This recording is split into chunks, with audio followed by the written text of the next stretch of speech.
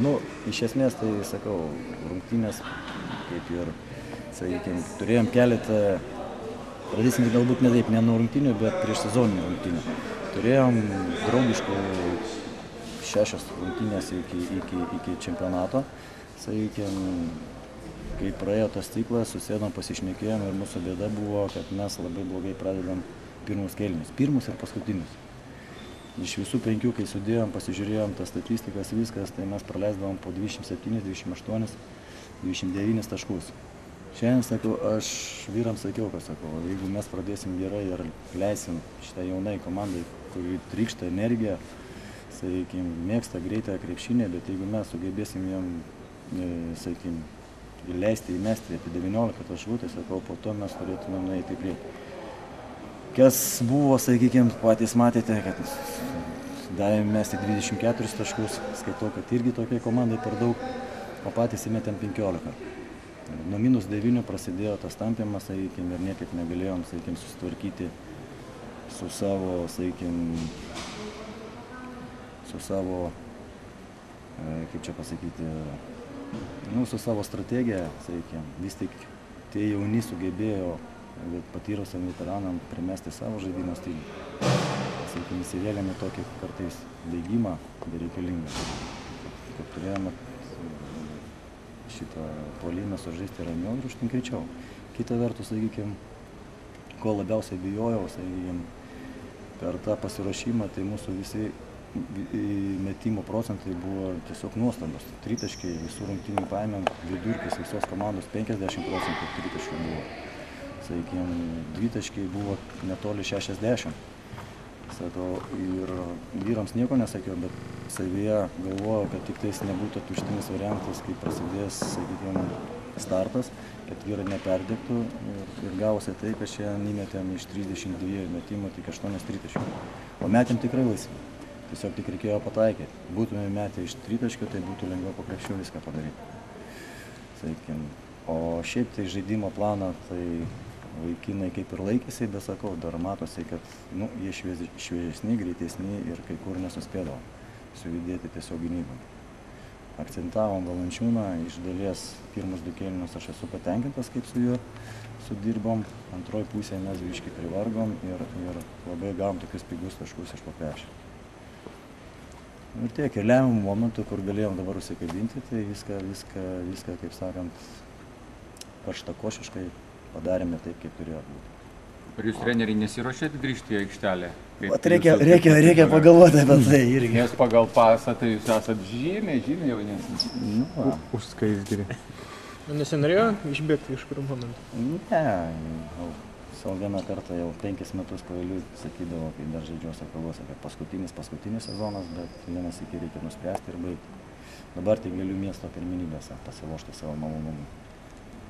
O tai taip supratau, kad tas momentas, kai buvo berods 2 taškai ir pražanga, tai nebuvo taip planuota.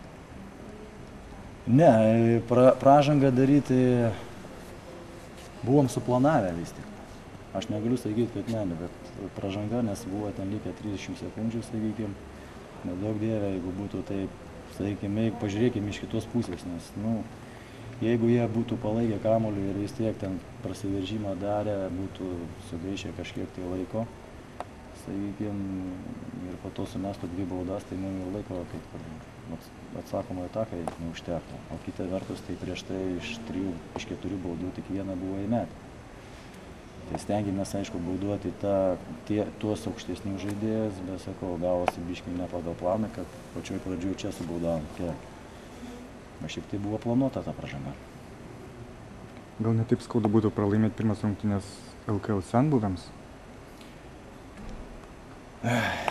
Šis skaudu pralaiminėti pirmas rungtynės, apskritai, nes kai pradedi startą, tai taip ir toliau važiuoju. Sakykime, nes, sakau, kiekvienas taškas yra svarbus, jeigu mes norim kovoti gal, sakykime, dėl 4-5 vietos reguliariam sezone, tai reikia stengtis, ypač su tokiais varžovais, su debutantais lygos, reikia tiesiog, nesvarbu, kur žaidėjai, reikia laimėti prieš juos.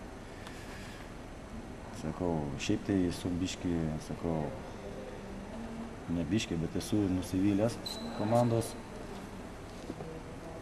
šiaip žaidimų tokių, nesakau, eilinį kartą pralašėm atkovotus kamuolius, tai dabar glaudinumą dar pasižiūrėsiu, jums tiksliai pasakysiu. Nes čia mūsų kaip ir yra Achilo kulnas. Tai sakykime, jie sugebėjo nusiimti 60 kamuolių per rungtynę, 60, kai mes tuo tarpu 40, 20 kamuolių minus, tai prašau jums, sakykime, davėm 20 kartų kartuotai, sakykime, 10 puolimo. Tai jeigu kalbam po mūsų krepšių, tai jie nusiėmė 21 kamuolį, kai mes tai 14. Tai sakykime, 7 kartais daugiau, jeigu taip matematiškai paskaičiuoti, tai pagaudinkit iš 2 minimum, tai 14 taškų. Čia yra per didelė prabanga.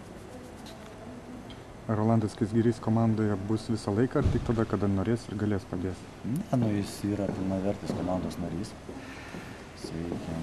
Jo rolė šitoje komandoje yra, nesakau, kad žaisti 40-20 minučių, tiek kiek galės žmogus, tiek padės. Bet iš esmės, galbūt ir savo pirmą klaidą padariau, kad reikėjo gale įleisti, kad puolimas ten tvarkytų labiau patyrusį žaidėją. Bet sakau, kaip mes su juo ir pašnekėjom, jis dar nesijaučia tai labai geroj formai. Ir matosi, kad miškė ant kojų nelabai gerai stovi. Ypač šitais matosi gynyboje. O kita vertus, tai sakau, mes ir labai vėlai pradėjom ruošti sezoną. Tai viskas čia suprantama. Ar jis vienintelis komandai be atlyginimo žaidžia?